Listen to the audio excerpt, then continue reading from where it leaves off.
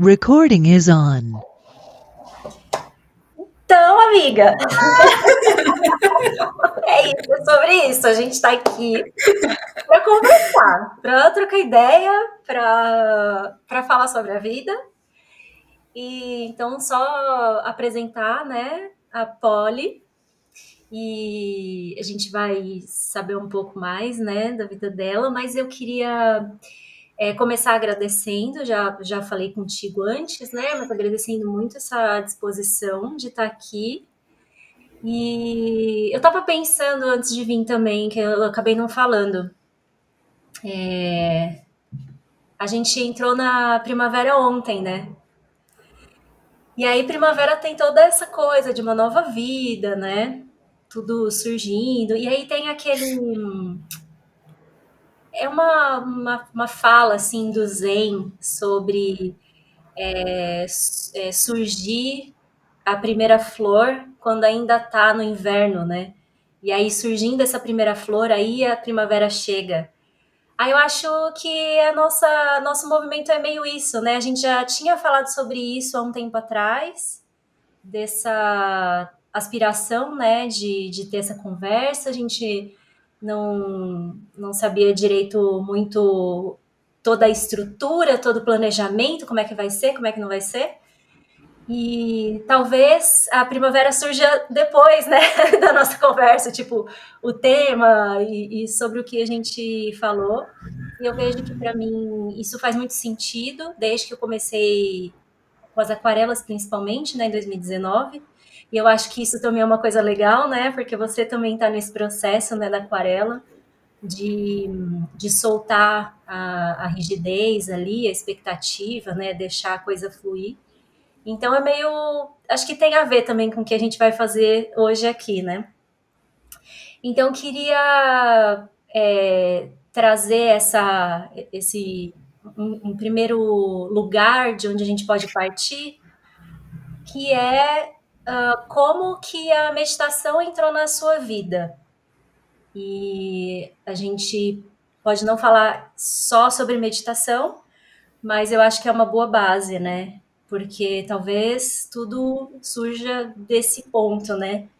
De parar ações loucas que a gente vai fazendo, e em algum momento você senta e fala, pera, tem alguma coisa diferente aqui para que eu possa fazer, né? Então é isso, queria te ouvir agora como que foi para você, como que a meditação surgiu na sua vida, em que momento que você estava. Agora você fica à vontade. Obrigada, Ju. Obrigada pelo convite. Obrigada a todo mundo que vai assistir, né? Que a dedicação assim, né, do tempo e da atenção super importante, né? Em meio a tudo que está acontecendo, a gente pode fazer tantas outras coisas e alguém parar para ouvir um vídeo assim é de agradecer a atenção, assim. Né? Então, todo mundo que eu vou conhecer daqui em diante, né? Desse ponto, né?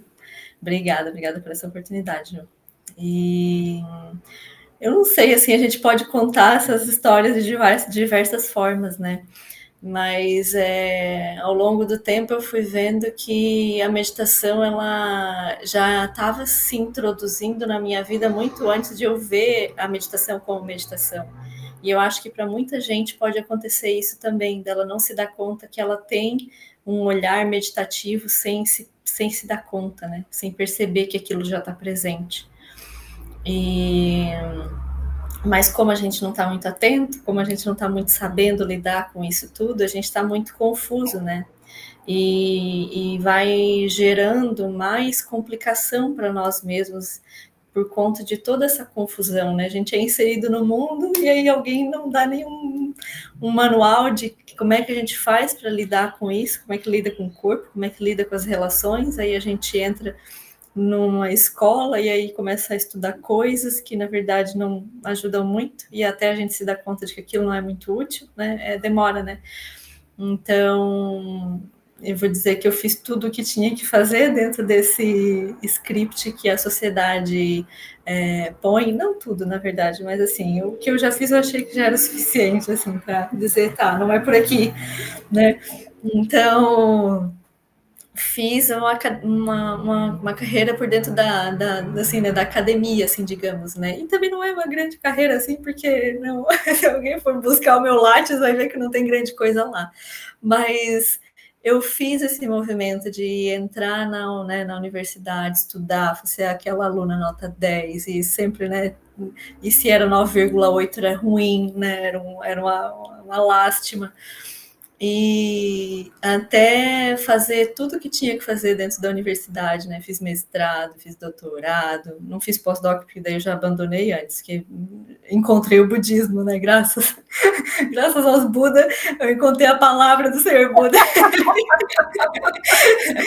Eu encontrei um jeito de olhar para a nossa própria mente. Foi isso que eu encontrei. Um caminho muito delineado, muito bem, assim, ó, palmilhado por centenas de séculos, assim, né? Por muitos séculos, por muitos anos, né? Há 2.600 anos, tem povos inteiros que se dedicaram a isso, a olhar para a mente, né? Algo que no Ocidente a gente não tem tanto assim. Começou agora com psicologia, né? Assim, na tradição, na nossa sociedade, né, branca, que vê Freud e Lacan né, assim, esses grandes pensadores, esses grandes seres, que também são, né, como o suprassumo do nosso conhecimento da mente. Aí a gente vai para esses outros povos e encontra algo muito profundo, completamente desenhado, que você lê aquilo e você vê, é exatamente isso que está acontecendo com a minha mente. Como assim? Que tem alguém que vocês estão colocando alguma coisa aqui dentro? Vocês estão vendo? Tem uma câmera monitorando a minha mente? Porque isso que eu estou lendo aqui é exatamente isso que está acontecendo. Como assim, né? Então aí eu comecei a entrar em contato com isso e disse, não, eu tenho que olhar para isso com cuidado, eu tenho que me dedicar a isso. E aí eu encontrei isso, eu estava, acho que em meio estava no início do doutorado. E aí foi aquela crise, assim, né, que eu já estava numa crise de sentido, né, de não encontrar mais razão de continuar fazendo as coisas que eu vinha fazendo, porque eu fiz a graduação em biologia, né, como aquilo sendo o campo, a área do futuro, né? Porque todo mundo vai precisar de biólogos nas empresas, porque a gente precisa, né? O desenvolvimento sustentável, vamos todos para essa direção.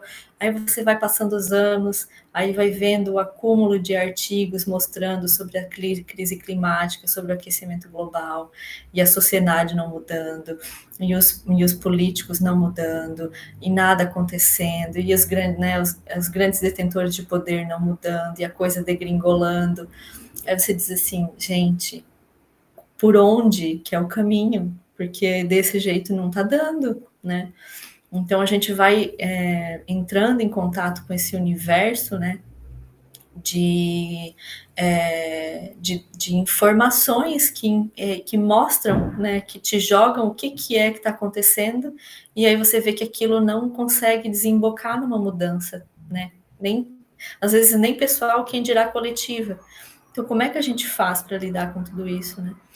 Aí eu fui vendo que aquelas dúvidas que eu estava surgindo, até por dentro da própria pesquisa na academia, então a ciência também como um todo, ela foi se desmanchando para mim como algo sério, porque eu comecei a observar, peraí, como é que é isso? As pesquisas, elas têm pressupostos, e esses pressupostos, eles têm que ser escolhidos, e essa escolha determina como vai ser o cenário que eu vou montar para o meu dado, que eu vou apresentar depois como resultado científico.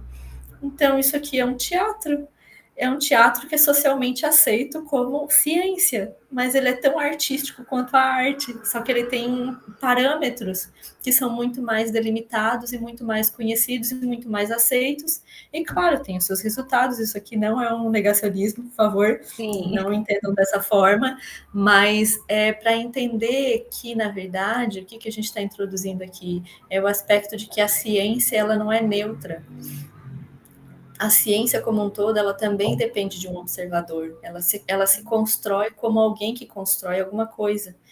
Então, nesse ponto, eu já estava observando o aspecto da construção da realidade não dual. E aí, como é que a gente observa isso acontecer e continua fazendo as mesmas coisas? Não tem como continuar. Então, aí, em meio a tudo isso, essas perguntas que estavam surgindo desse jeito, que não tinha nem essa linguagem, né, não tinha essas palavras para descrever isso, era só um desconforto que eu trazia para os meus orientadores e pares assim, né, da academia, e eles diziam assim, não, mas é assim, faz a tua pesquisa e vai embora, sabe? E aí eu ficava com aquilo, assim, que não, para mim não é suficiente essa resposta. E aí, então, eu fui encontrando outros lugares onde essa pergunta fazia mais sentido, né? Então, eu encontrei o Lama Sampen, né? O Seb e também outras pessoas que também são alunos do Lama, né? E de outros mestres também, que tinham essa linguagem que está dentro da linguagem budista, né? Então é uma visão, né, do budismo, mas que na verdade se propõe a olhar para a própria mente. Então, como que a gente observa como a nossa mente funciona e a partir disso, como que a gente encontra meios melhores de viver as nossas vidas, de construir melhores relações com a sociedade, né, como um todo, com a terra, né, com os rios, com os mares, como é que a gente olha para os outros seres de um jeito que inclua eles na história e não eles como um recurso para a minha história, né? Então, como que a gente olha com esse olhar de dignidade para todos os seres e constrói relações positivas em todas as direções? Então, para mim, é como se não tivesse acontecido algo muito diferente, né? Porque a ecologia é igual, digamos assim. Eu estou olhando para o aspecto de interdependência, mas eu estou olhando de um outro lugar que não é essa visão, às vezes, muito tecnocentrada, imediatista, que vê também dentro de uma bolha temporal muito pequena, né? Que às vezes a gente constrói as coisas, mesmo dentro da academia, um pouco dessa forma, né? Então, foi uma mudança que gerou toda uma maneira diferente de me mover no mundo também, né? E aí a meditação, ela surge como esse portal que revela tudo isso, né? Então, é um espaço que a gente descobre que, na verdade, está sempre disponível, mas a gente não estava acessando por conta da correria, da aceleração em que a gente está inserido socialmente, né? E aí as necessidades que vão surgindo diante disso, né? De a gente sempre se manter dentro dessa roda que não para de girar nunca, né? E aí como que a gente encontra um respiro para olhar para tudo isso de um outro jeito, né? Aí a meditação ela se insere como esse lugar que nos coloca em uma outra região para olhar tudo isso desse outro lugar, né? Então, ao mesmo tempo, ela não surge como o primeiro passo, né? Então, a gente precisa de várias outras coisas primeiro para conseguir chegar no ponto da meditação e realmente repousar e acalmar. Então, aí é super importante coisas que, às vezes, na nossa maneira de viver hoje em dia, isso não é tão valorizado, que é o aspecto da importância de uma comunidade, né? De uma comunidade que a gente vai denominar de sangha, né? Então, a sangha não é só uma comunidade, como a gente às vezes vê um grupo, né? A sangha é uma outra maneira de se relacionar, é uma maneira muito mais profunda e centrada numa visão mais ampla que vem dessa base dos ensinamentos que estão aqui com a gente há mais de 2.600 anos. Então, como é que uma coisa como essa, uma visão tão profunda como essa, se mantém durante tanto tempo, não por conta de uma família, não por conta de uma empresa, mas sim por conta de um corpo de seres que não se conhecem, mas mantém algo existindo durante mais de 2.600 anos, né? E aí, como que uma visão de um ser se manteve por todo esse tempo, né? Que é o que vem, que é a visão do Buda, né? Mas daí a gente pensa, como é que a visão de uma pessoa de 2.600 anos atrás se mantém até hoje se ela não faz sentido com a realidade de hoje? Tem que haver, né, um jeito daquilo fazer sentido hoje.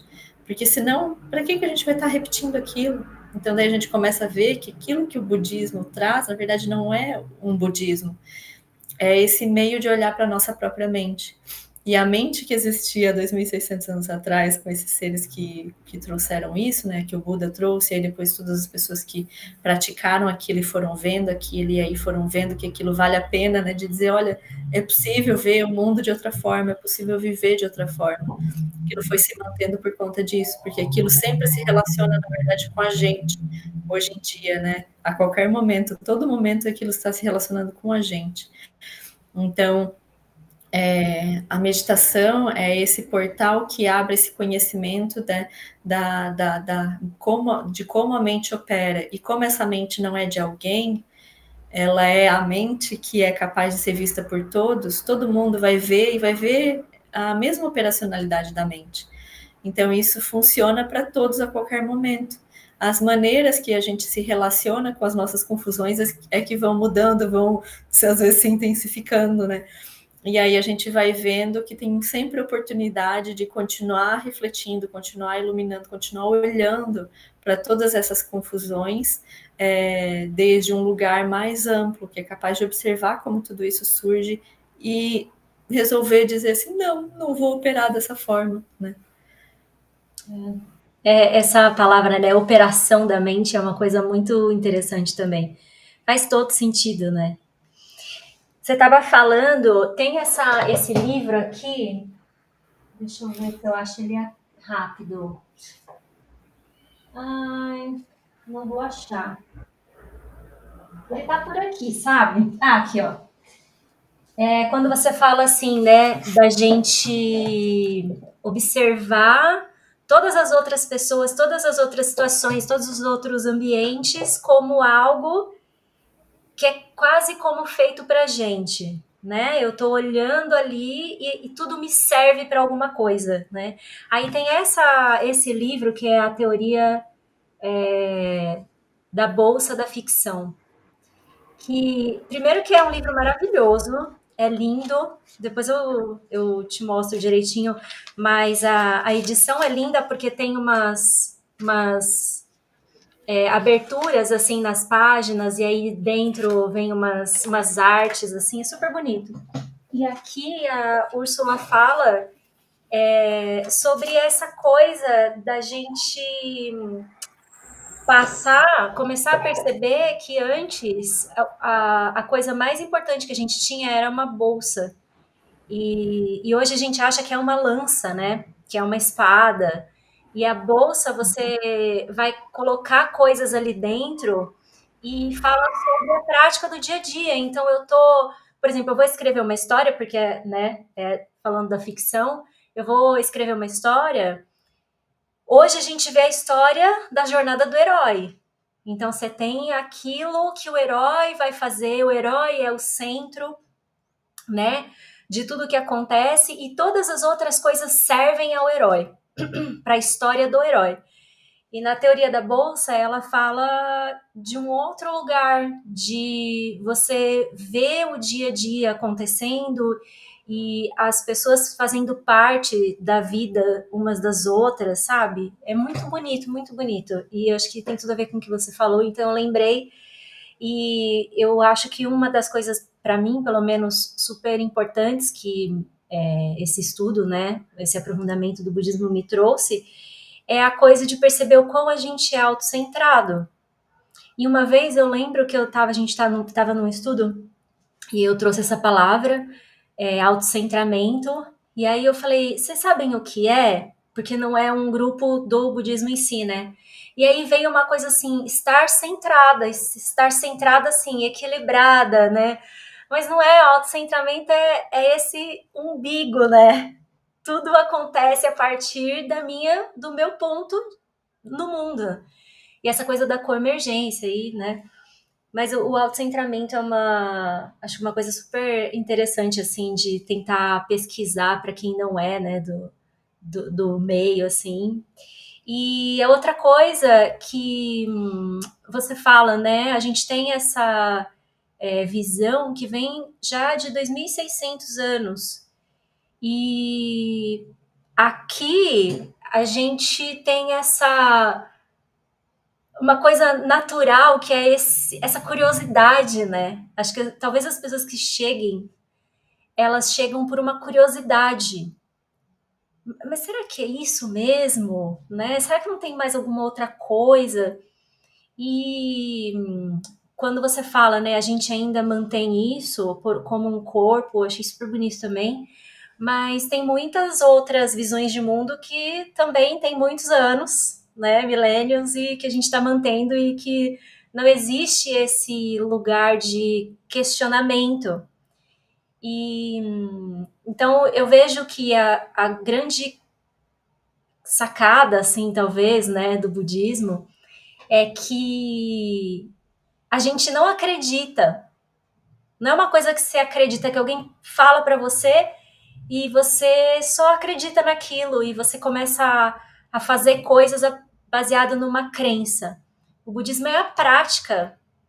Acho que a visão do Buda em si é a prática, que é aquela história dos kalamas, né? Uhum. Tipo assim, olha, não acredita no que eu tô falando. Tenta praticar. Se servir para você, beleza. Se não, deixa quieto. Meio isso, sabe? Uhum. Então, acho que isso que você fala da meditação é isso, né? Você só vai conseguir ver se você parar. E você vai parar e aí você vai, com essa palavra, meditar, né? E aí eu queria perguntar para você, meditar é não pensar?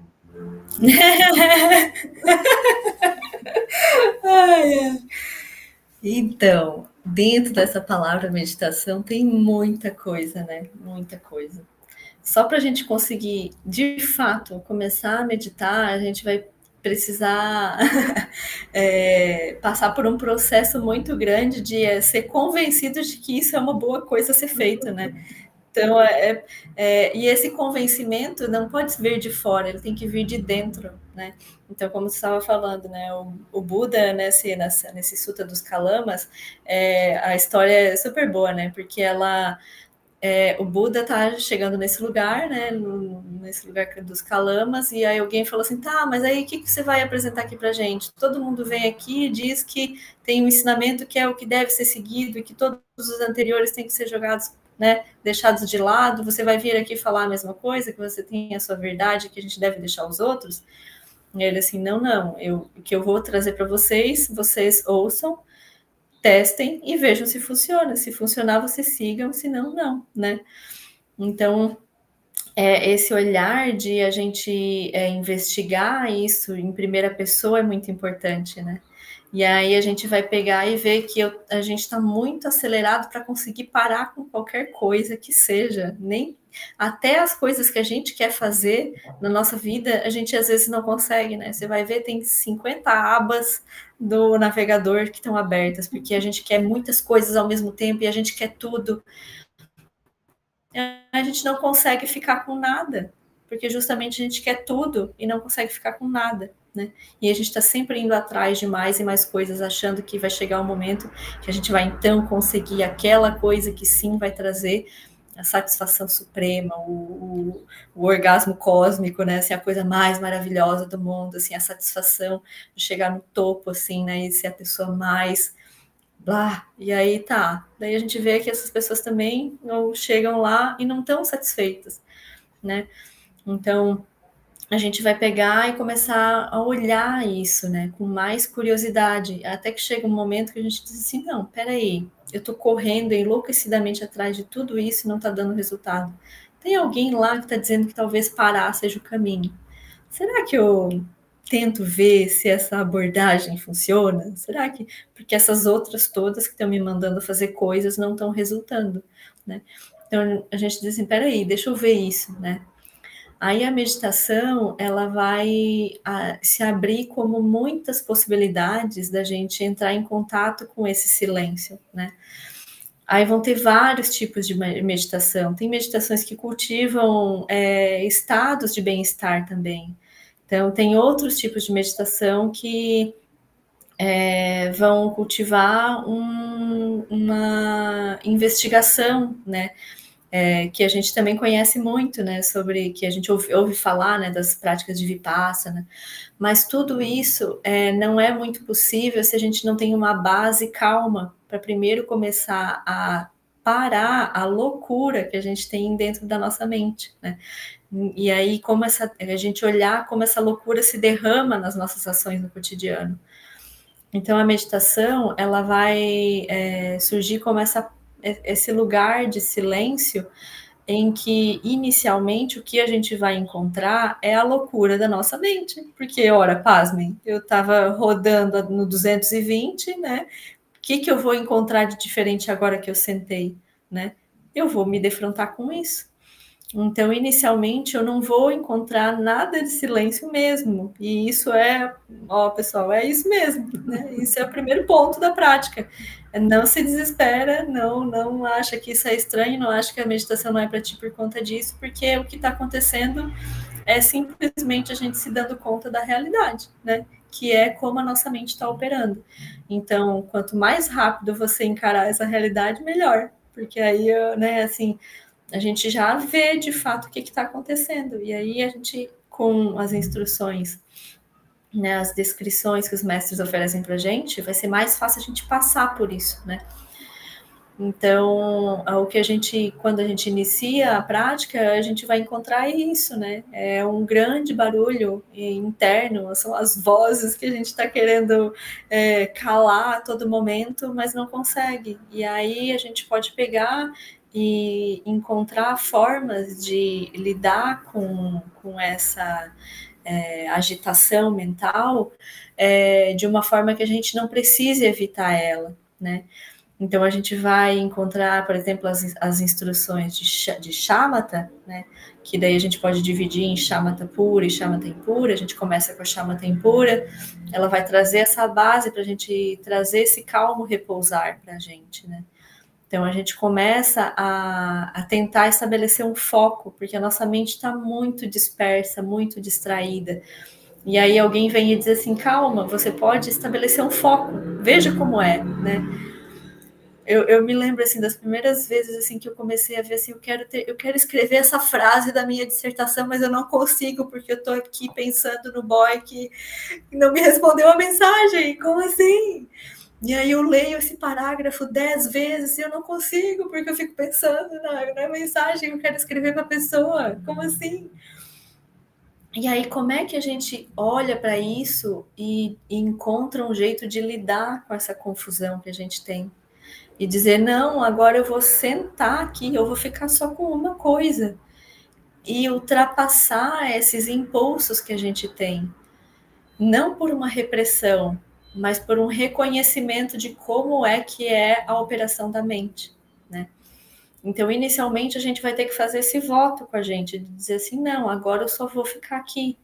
Mas aí, com esse movimento de a gente estabelecer um foco e ficar com ele, a gente vai observando como que é esse surgimento da loucura da nossa própria mente. E aí a gente vai se familiarizando com isso.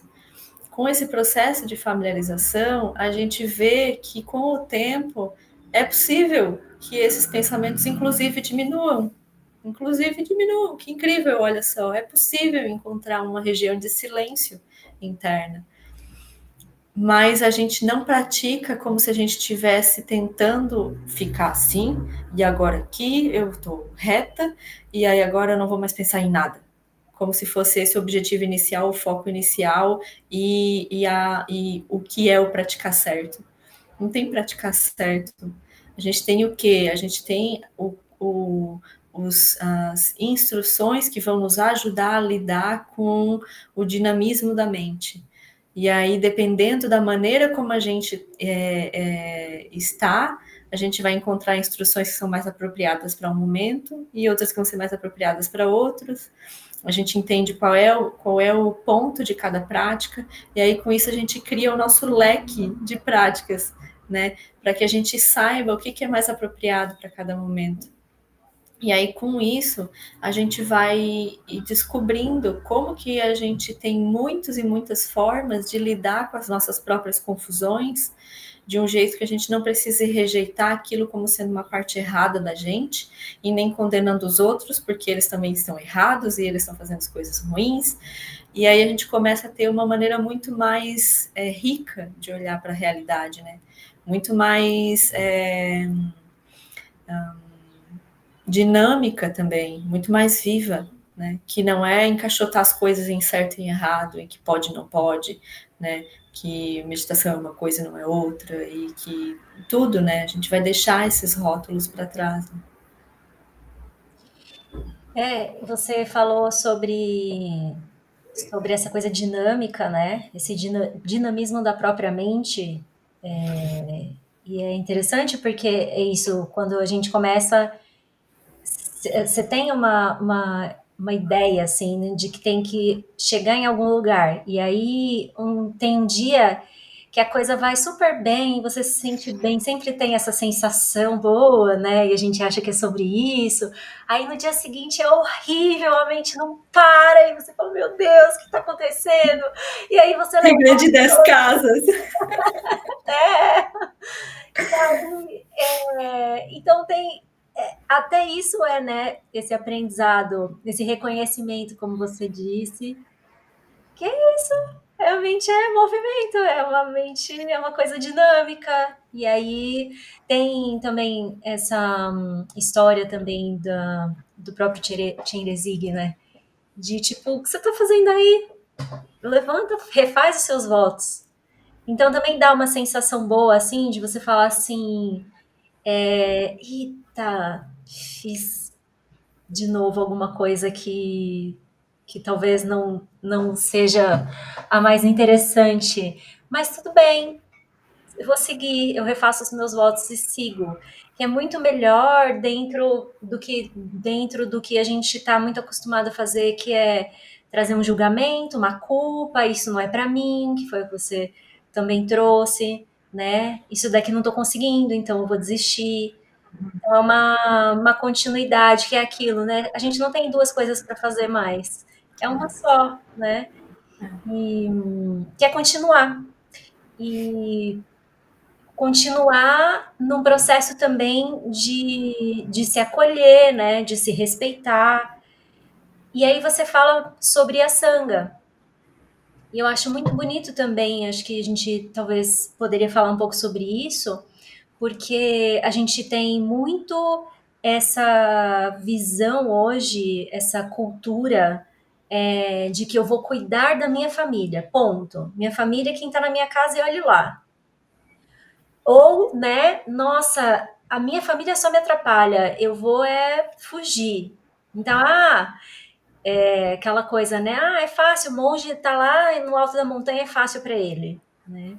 E não é, né? Porque é isso, você vai levar a sua mente para onde você estiver. E a questão toda, como você falou, né? Quando você senta, é a sua mente que você está vendo, porque não tem mais nada acontecendo.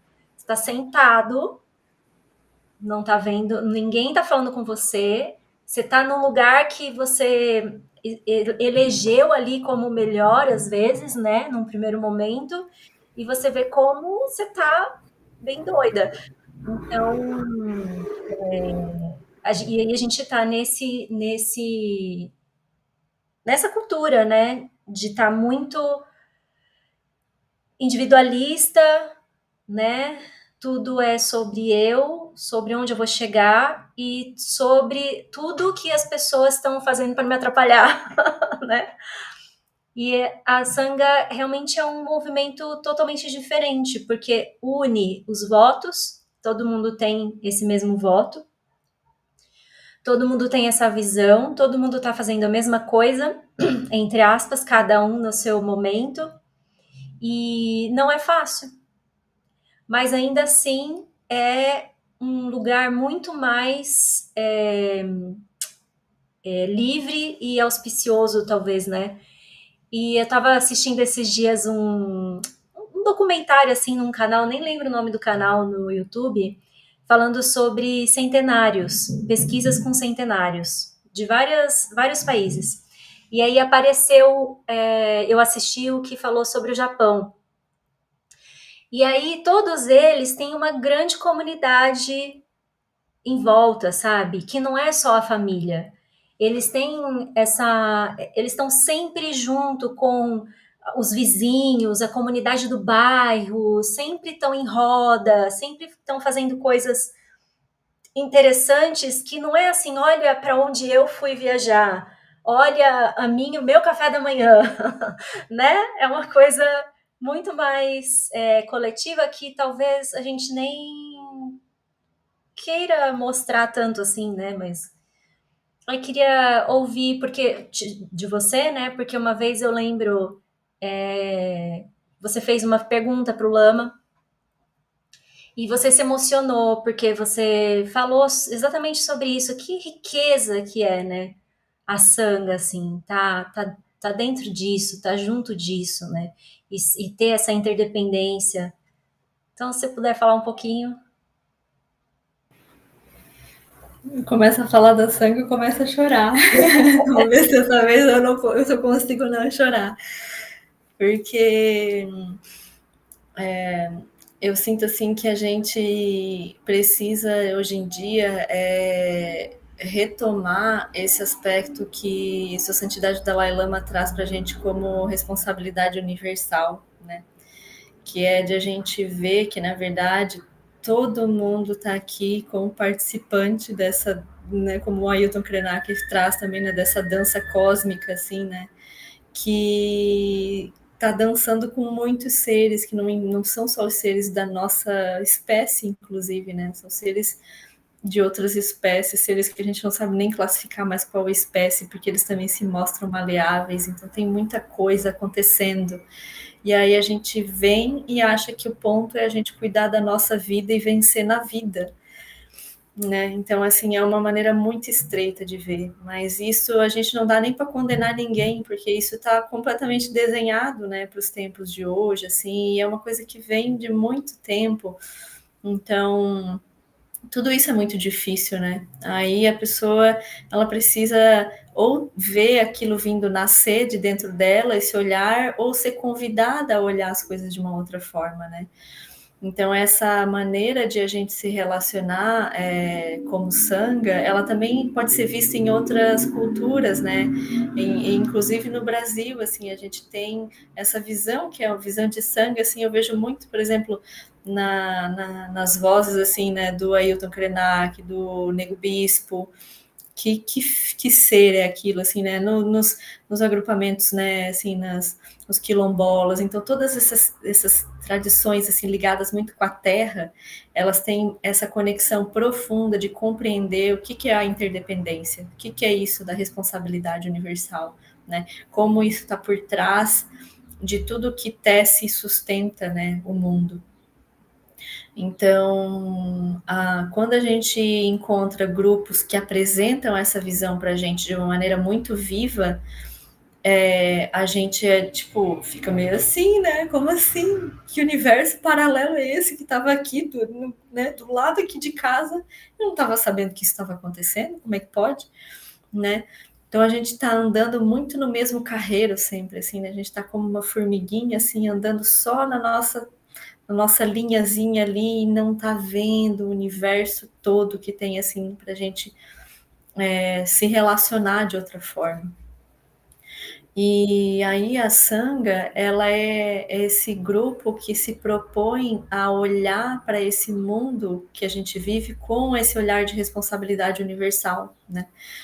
Que tem essa visão ampla por trás, que é ver como que a gente se relaciona melhor com nós mesmos, com os outros, com a sociedade, com o meio ambiente, como que a gente lida, né, com todos esses seres, vendo que todo mundo está aqui fazendo o seu melhor, mas sabendo que o nosso melhor às vezes não é o suficiente, né? E aí como é que a gente lida com tudo isso sem gerar mais problemas?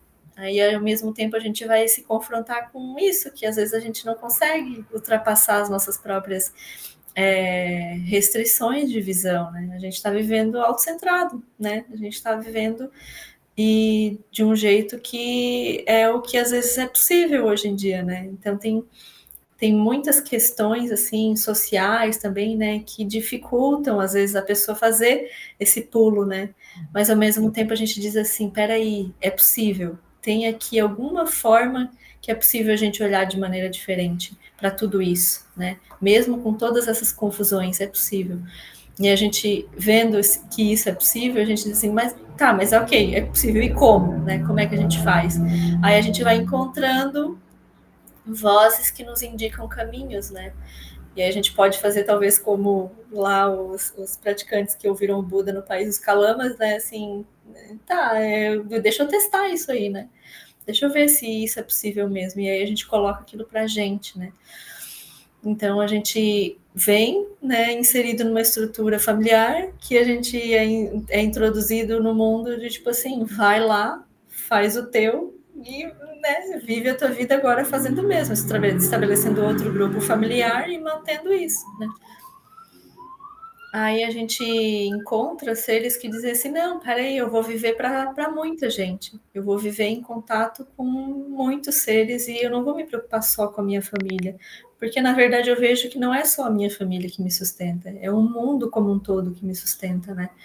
E aí como que eu estabeleço relações que cuidam desse mundo como um todo? Aí pode ser que fique mais fácil, às vezes, encontrar uma linguagem comum, às vezes um espaço comum.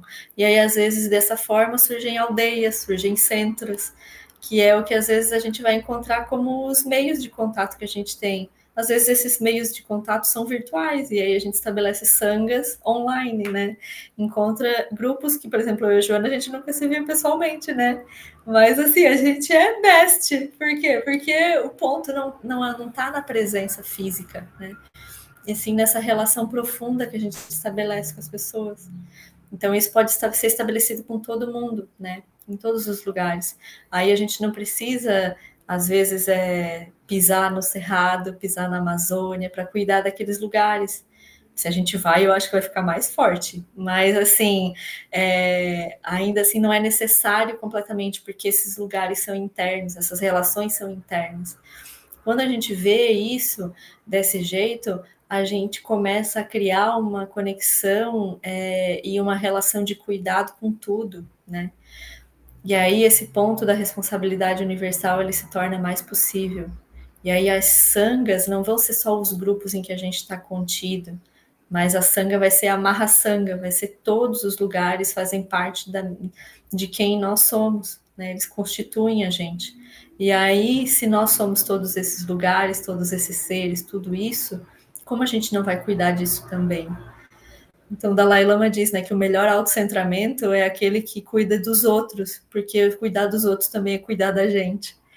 Então, se quer ser autocentrado, seja um autocentrado esperto, assim, né? Ele fala assim, tipo, se tem que usar o autocentramento, faça o autocentramento de um jeito que seja, de fato, benéfico, né? Porque quando a gente exclui os outros, quando a gente não olha para os outros, a gente está matando uma parte da gente, mas a gente não está vendo isso. Porque a gente está com a visão tão estreita que a gente não consegue nem ver o mal que é esquecer os outros, né? E aí, quando a gente é apresentado para essa visão de uma maneira assim, né, que às vezes precisa ser sistemático, organizado, né, assim, bonitinha, daí mostra tais preceitos, mostra não sei o que, mostra várias coisas, até que um momento a gente, pá, acorda. Claro! Como assim que eu tô vivendo desse jeito todo estreito, gente? Tô me preocupando com a minha vida, achando que a minha vida é alguma coisa. Aí você é apresentado para visões também de outros momentos, assim, né, do passado, onde a pessoa vivia para a comunidade, né? E tem povos ainda hoje em dia que trabalham, né, que vivem dessa forma, né, que vêm dessa forma. Assim, não importa se eu morrer, não importa, porque tem algo muito maior do que eu em curso, né? E aí, como é que a gente cria esse despreendimento desse corpício para olhar para o mundo como um todo como algo mais importante do que a nossa própria vida, né? Ainda assim, isso não precisa ser um ato heróico também, né, da jornada do herói, de alguém que está lá fazendo... Não, não. É muito... Pode ser algo muito, muito ordinário, né? Eu gosto dessa palavra ordinário, porque a gente diz, ordinário. Não, é ordinário, assim, de comum, assim, é muito comum. A bondade é a coisa mais comum que a gente tem, e por isso que a gente, às vezes, nem percebe. Mas é essa bondade que mantém o mundo rodando, né? Tudo é sustentado por essa bondade. E ela é completamente ordinária, assim, né? Comum. O Trungpa Rinpoche fala, né, que o que a gente faz no Sansara é extraordinário. É extra, não precisa. Porque as coisas que são mais básicas, elas já estão presentes, não tem que nada ser fabricado, nada precisa ser construído. Tá tudo já dado, a gente só precisa parar e ver. Mas a gente não para. Então esse é o pequeno detalhe.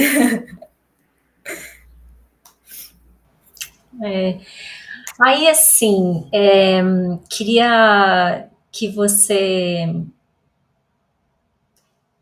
falasse um pouquinho do seu processo com a aquarela.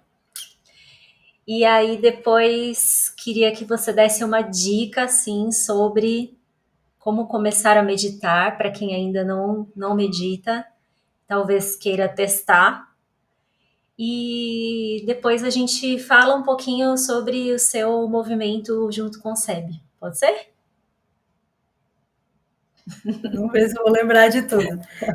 Então, da aquarela, assim, eu nem acho que tá muito começado ainda, assim, né? Porque eu fiz poucas coisas ainda, assim, né? Mas eu vejo isso como um processo de me abrir para ver como que eu lido com esse processo artístico, né? Porque eu tenho, pode não parecer, mas eu tenho muitas travas internas sobre expressar assim, as coisas que eu penso, assim. Porque eu vejo como é muito difícil colocar na comunicação algo que é completamente indescritível, que é essa região do silêncio. Então, às vezes eu fico assim, vou estragar falando, porque tá tudo dito, né? E daí eu vou dizer com as minhas palavrinhas, porque tá tudo dito. Mas ainda assim a gente vê que tudo surge pelas conexões que a gente tem, né? Então, às vezes, tá tudo dito, mas a minha amiga não vai ler o que o Dalai Lama está falando, ela vai ver o que eu estou falando, porque a gente tem conexão próxima aqui, é comigo que, infelizmente, ela tem conexão, fazer o quê, né? Então, eu vou ver se eu consigo fazer o meu melhor aqui para falar algo de útil, para que ela, então, né, possa encontrar meios de cada vez mais expandir também a sua visão, né? E aí eu vejo tanto a escrita, quanto a arte, quanto se manifestar nesses espaços virtuais, assim como esses lugares, assim, um pouco, né, desafiantes da gente fazer isso, porque sempre precisa de um recorte, né? E aí o recorte me dá uma dor, assim pô. Aí, então, a aquarela, ela surge como esse local de possibilidade de lidar de uma maneira muito direta com esse aspecto da energia que se trava e se solta, se trava e se solta, né? A arte como um todo é muito isso, né? Esse processo que cada um, quando vai fazendo, vai lidar com isso, né? Com as frustrações de ser incapaz de manifestar aquilo que é insondável, né? Mas ainda assim é possível a gente fazer com que o outro também encontre esse insondável através das nossas palavras, né, das nossas manifestações, da arte, enfim, né. E aí o processo com a aquarela está sendo isso, assim, que eu comecei com materiais, assim, do tipo assim, peguei um pincel que eu tinha lá do tempo de sei lá quando, da infância, não sei, umas coisas antigas, e aí comprei um guache, né, uma coisa de uma palheta, assim, né, de cores mas que é tipo escolar, aí um papel qualquer, aí eu começo a ver e me frustrar, e eu assim, mas eu sou muito ruim, porque olha lá o que os outros estão fazendo, até eu descobri que na verdade aquele material também não tinha muita qualidade, aí então também tem essa questão do material, né, que é importante. Então a gente vê como tudo isso se transforma nessa dança de olhar como é que internamente a gente reage com a dança das coisas com as quais a gente se relaciona, né? Aí eu vejo que tem coisas em mim, eu vejo que tem coisas nas coisas com as quais eu estou me relacionando, que podem melhorar, né? E aí tudo isso vai virando essa dança de descoberta, né? De mim e do mundo, e de como eu me relaciono, e de como as coisas se relacionam, né? E aí agora, então, eu comprei um pincelzinho melhor, estou esperando chegar.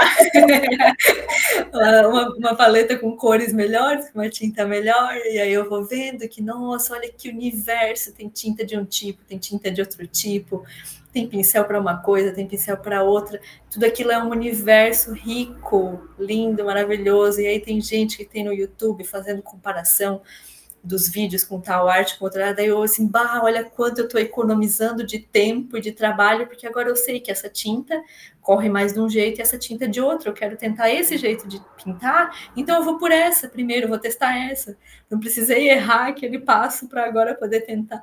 Então assim, a gente vai vendo como tem muitas outras pessoas que estão participando já desse meu processo, né, você me dando dicas também, né, onde comprar as coisas. Então, tudo isso vai participando, né, do nosso processo também, né? Então, é super rico isso. E aí tá mais ou menos nesse nível agora. Quando eu começar a pintar, aí eu vou falar as cenas dos próximos capítulos. Sim, sim. Eu acho bem bonito, assim, porque é engraçado, né? A visão que a gente tem sobre a gente e a visão que as outras pessoas têm, que às vezes são tão diferentes.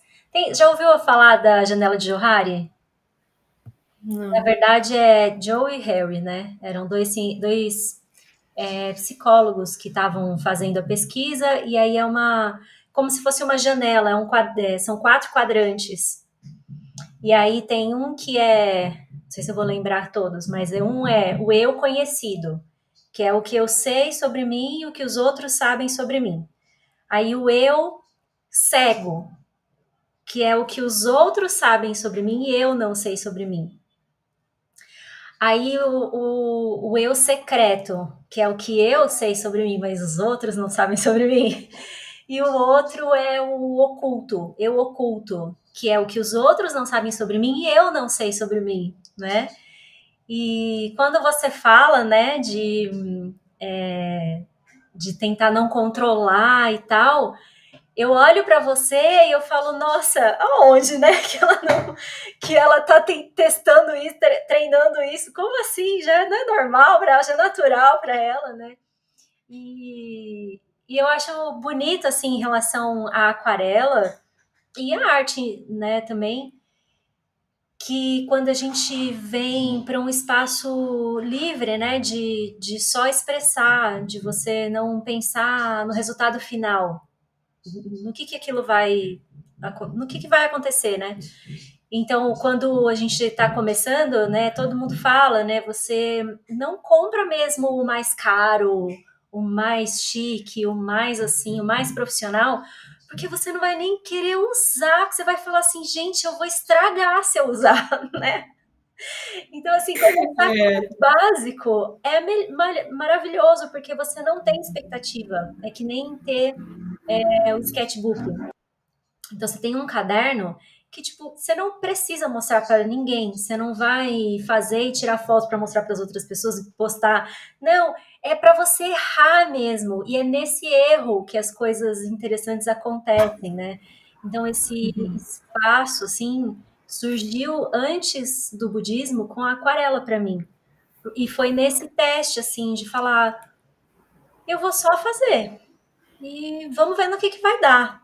E aí, às vezes, eu estava desenhando antes de passar mesmo para aquarela, e vinha, mas você vai usar essa cor? Você vai fazer, mas isso daqui não vai ficar bom. Aí vinha dentro uma coisa assim, tá bom, obrigada pela sua opinião. Eu só vou continuar aqui, sabe? Então, acho que esse espaço de confiança também, né? E tem a ver com. É bonito também, né? Porque você está olhando para a aquarela, você está vendo como que você está reagindo, que acho que essa é a prática, né?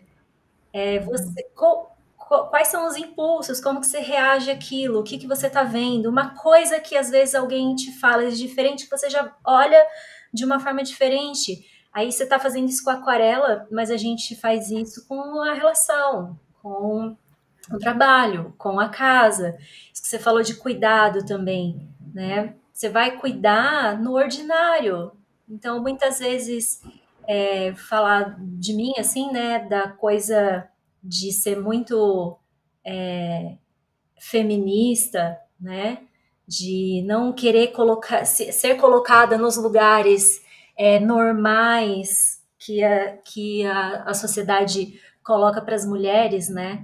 E aí eu não gostava de cuidar da casa, eu achava que era uma perda de tempo, sabe? E eu fazer sozinha, porque eu vou fazer sozinha.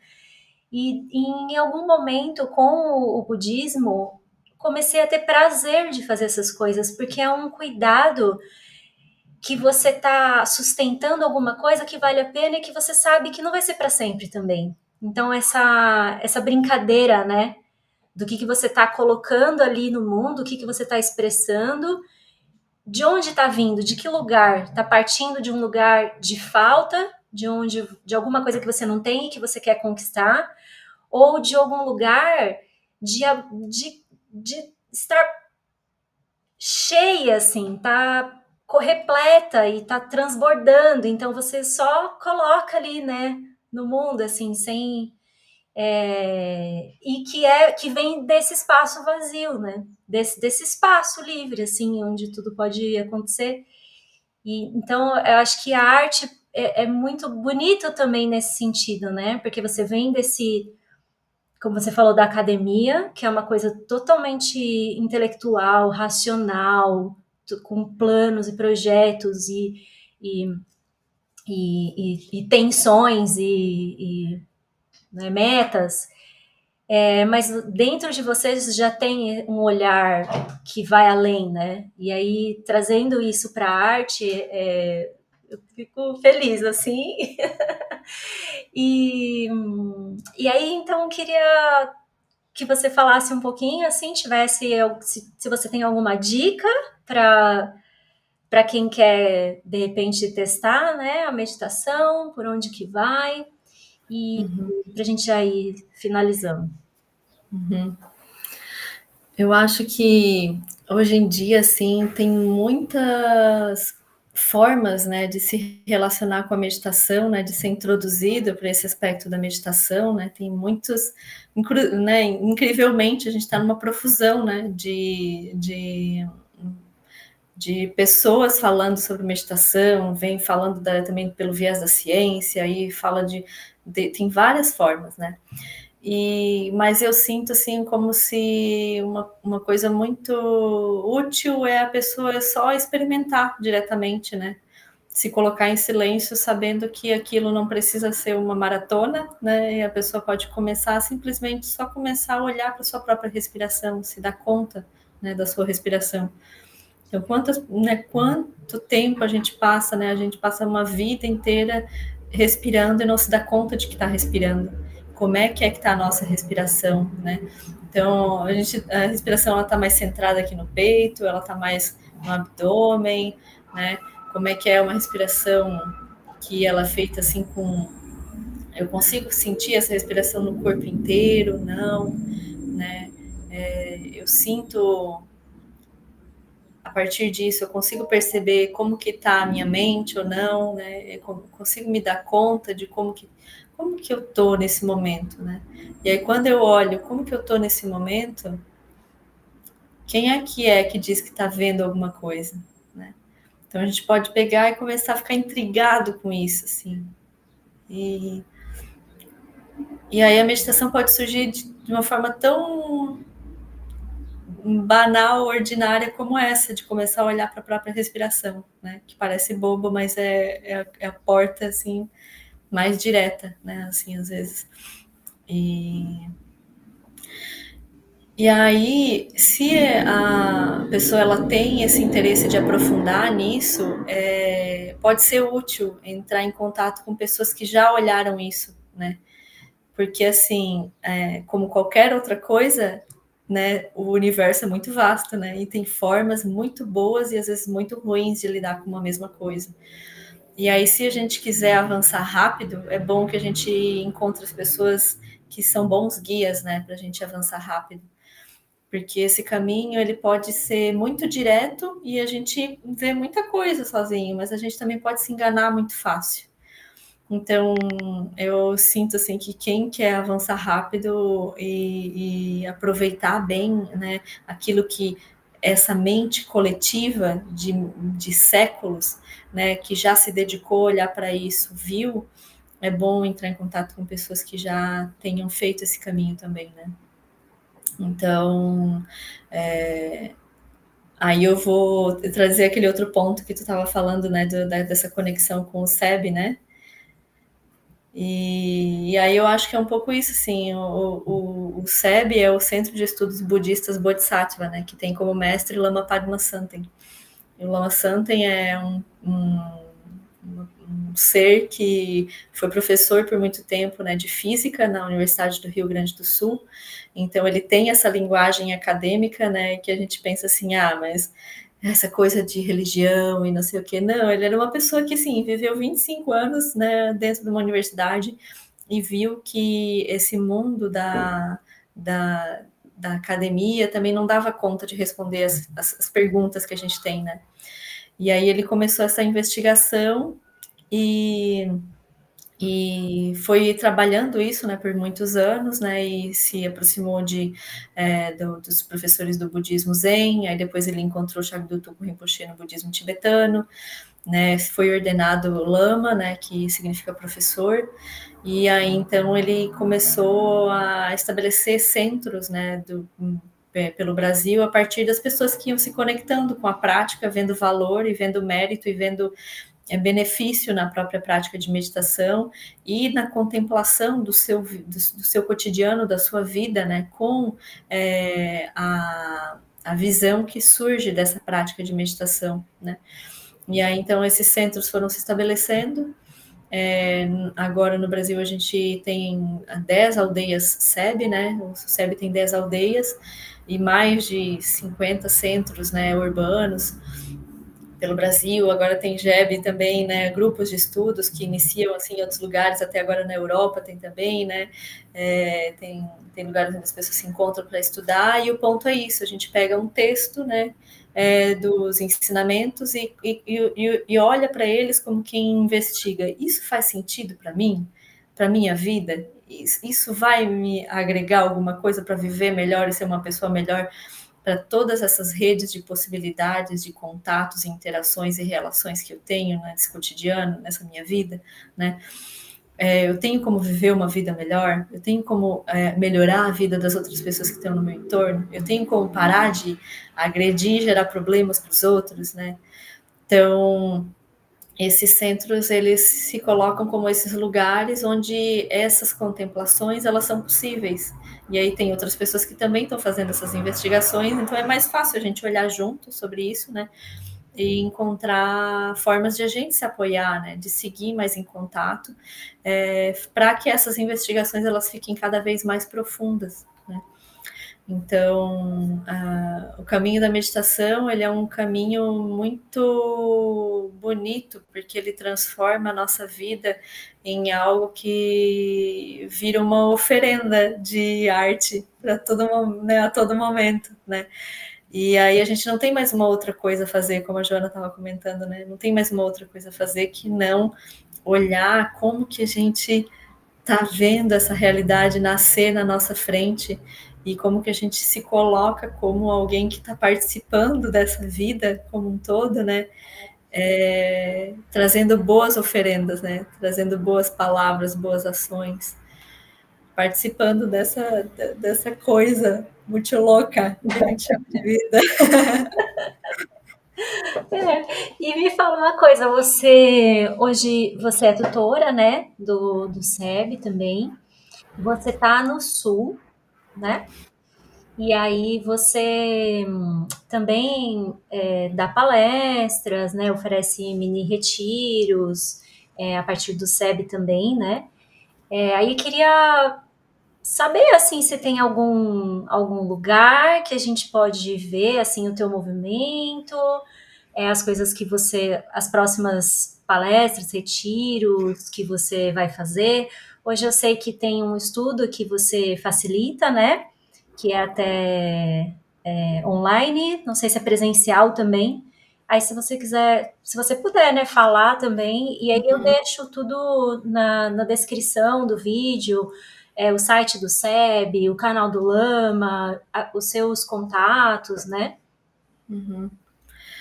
Então, desde que eu voltei do retiro, eu tô meio assim, né? Eu não sei o que eu faço, não sei para onde que eu vou, porque tá tudo muito aberto, assim, né? Então, eu tô me movendo muito a partir das coisas que surgem, né? Dos convites, das coisas que vão acontecendo, né? Agora eu estou em Florianópolis, estou ficando um pouquinho por aqui, acompanhando a minha mãe. Aí depois eu também vou, às vezes, para o Rio Grande do Sul, no SEB Caminho do Meio, fico um pouco por lá. Às vezes sou para o SEB Sucavati, que é no Paraná, fico um pouco por lá também. Às vezes apareço aqui no SEB Floripa. Então eu vou me movendo um pouco assim dentro dos movimentos assim da sanga, né? Onde tá gritando assim, onde tem mais coisa para fazer, então, assim, vamos lá, mais uma mão para ajudar assim nas coisas. E aí, em meio a isso, vão surgindo pessoas que sentem conexão com a linguagem que eu tenho, às vezes com os ambientes onde eu circulei também, né? E aí a gente vai estabelecendo as conexões, que é muito de pessoa para pessoa, assim, né? Então, quem quiser conversar, me procura, né? Eu ponho meus nomes assim, né, nas redes, né? Meu nome mesmo, Poliana Zoc, tem no Instagram, eu tenho algumas coisinhas que eu faço também no YouTube, que eu comecei a divulgar um estudo que eu estou fazendo do Meditando a Vida, porque uma amiga queria estudar, daí eu assim, então eu vou gravar aqui uns videozinhos e aí a gente vai fazendo assim meio assíncrono, que a gente não está conseguindo bater as agendas, assim. E aí também na Sangha às vezes surgem essas oportunidades de conduzir algum tipo de estudo, né? Então, aí também às vezes vão convidando das sangas para ir para os lugares, então as sangas às vezes que convidam eu vou. E é um pouco assim, né? Convida que eu vou, assim, tendo como ir, tendo como ir, eu vou, tendo como falar, eu falo, se vem sentido, eu vou estabelecendo essas possibilidades, assim, né? Vai se abrindo, a gente vai tecendo as redes. E eu tô com intenção de estabelecer alguns pontos, assim, de contato para que a gente possa estudar coletivamente juntos, assim, né? Mas eu ainda não estou encontrando muito essa janela para ficar firme em um horário, assim, que às vezes as pessoas precisam de uma constância, né? Então, como eu estou me movendo muito, eu não estou conseguindo, nesse momento, fazer isso. Mas de encontros pessoais das tutorias tem acontecido, assim, com algumas pessoas e tem sido muito bonito, assim, porque também é um espaço mais próprio para a pessoa também abrir, às vezes, pontos que não consegue trazer, assim, né, de uma forma mais aberta. Então, eu gosto dos vários formatos, né, tanto da beleza do grupo, quanto também da dedicação do um a um, assim, né. E aí eu vou me movendo um pouco desse jeito agora, nesse momento. Então, quem quiser escrever, é só escrever, pergunta, que alguém vai saber passar o contato também, e aí deixa ali os perfis e a gente vai seguindo, assim. Maravilha. Olha, então, nossa, muito obrigada, foi maravilhoso, eu amei te ouvir e espero que o pessoal tenha gostado também. Então, eu acho que também isso pode ser uma conversa, assim, né? Depois, assim, com a gravação, o pessoal comentar e se achar que foi uma conversa válida, compartilhar com outras pessoas, né? E super convido de novo, né, para acompanhar, né, esse movimento da Poli, do SEB, do Lama, de todos os outros tutores, de todos os outros SEBs. É isso, obrigada, viu? Obrigada, Ju. Também gostei muito. Viu? A gente não planejou nada e saiu. Oh, que lindo. Assim é bom. Gente, então, obrigada, beijos, até a próxima. Beijo.